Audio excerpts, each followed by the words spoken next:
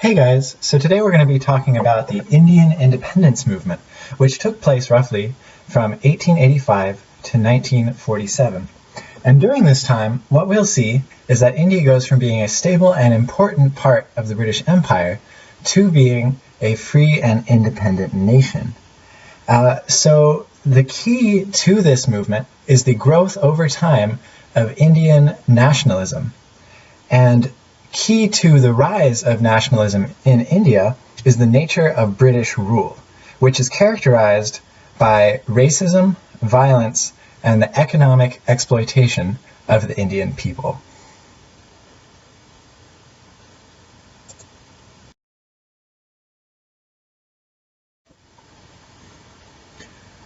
As a predictable result of the unfairness of British rule in India, many Indian men began to take up a position that is now known as Indian nationalism. And what this was is they were thinking of themselves as Indians, as different from the British, and as deserving their own free nation. And so this is interesting because before the 1880s, very few people in India, if any at all, thought of themselves as Indian. Rather, they thought of themselves according to their religious or their regional background. But so these first Indian nationalists were always very few in number, and they came from a very small segment of Indian society that was wealthy and Western educated. In fact, these ideas of nationalism actually came from Western thinkers that they were exposed to through their education. But so anyway, these nationalists get together and they form an important political organization known as the Indian National Congress. And the purpose of this institution was to, one, promote Indian national awareness, and two, to promote unity across religious lines in India. So basically, their goal was to get more and more people in India to start thinking of themselves as Indians and to bridge the divides between religious groups so that you could present a united front of resistance against British oppression. However, the activities of the Congress at first were basically ineffective and they never became very popular. That's because this group, which was mostly doctors and lawyers and other educated Indians, represented only a very small portion of the Indian population, and they acted and talked in ways that poor Indians who farmed and lived in villages didn't really even understand. And so instead of reaching out and making a point to the broader Indian population, the Indian National Congress at first basically did little more than have a couple meetings a year, make some speeches, and write a couple angry letters to the British. Thus, they did not really take any strong steps towards Indian independence for their first 20 or 30 years of existence.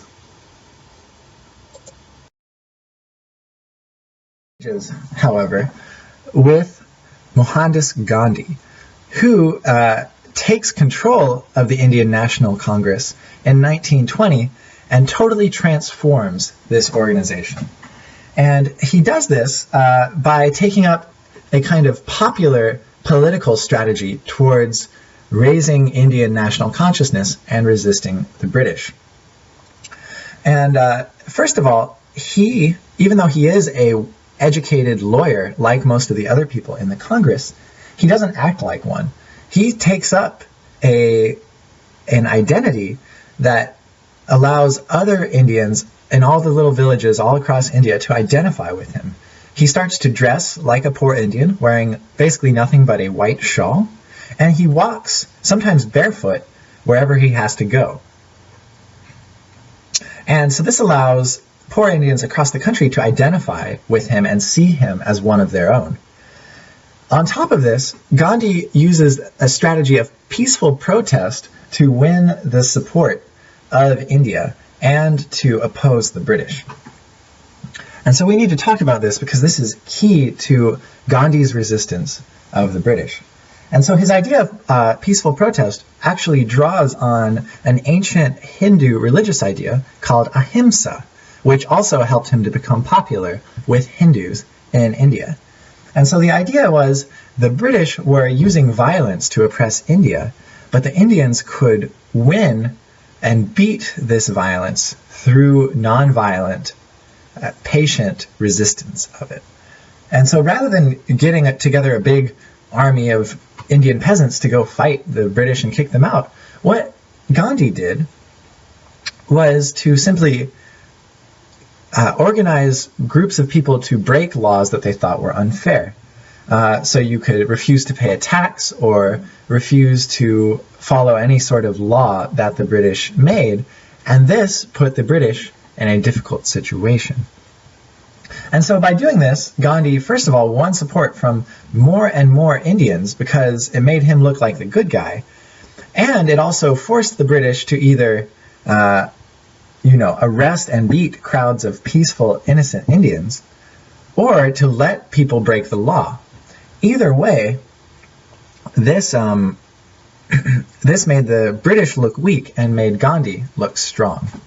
And so two specific instances that were really successful for Gandhi in this kind of peaceful protest were the Swadeshi movement and the Salt March.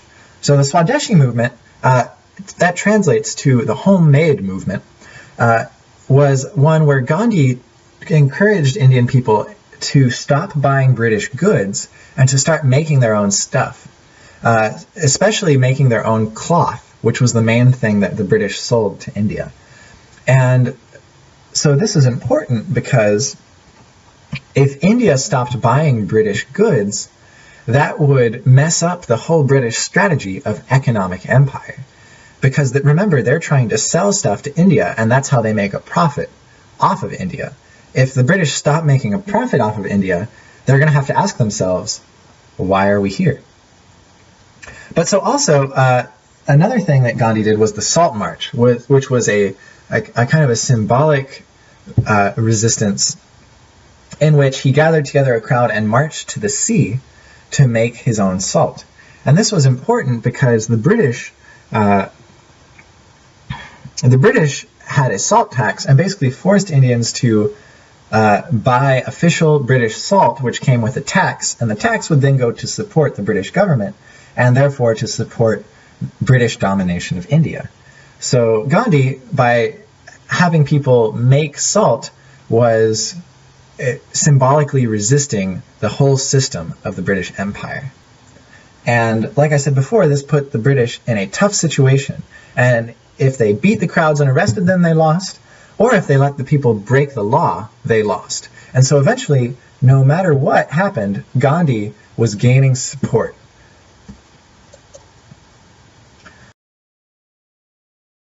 With the beginning of Gandhi's resistance in the 1920s, you get a series of events that ultimately ends with the empire's demise. And so this starts first in the 1920s when Gandhi takes over the Congress, and he leads millions and millions of Indians in resistance to the British. And in the course of this, as a result of this, the British agree in the 1930s to give over some power to India. And they give them stuff like elections and more independent control of stuff that's happening in India. And they also promise, eventually, to give India self-rule, which is basically independence. However, something happens that kind of sidetracks the British, and this is the outbreak of World War II. So in 1939, when the British have to fight a war with Germany, they kind of put everything else on hold, including giving India its independence. And they say, just wait till after the war is over, and then you can be independent. Of course, a lot of Indians were not happy about this. Some accepted it, but others, including Gandhi, began to protest against the British Empire again. And Gandhi led an extremely important movement called the Quit India movement, right in the middle of World War II, in which they demanded immediate British withdrawal from India. So this didn't work right away, but as soon as the war ended in 1945, the British began working out a deal with India to give them independence. And so these negotiations are complicated, but basically, by 1947, they reach an agreement, and the British leave India, and India begins to rule itself as a free and democratic nation.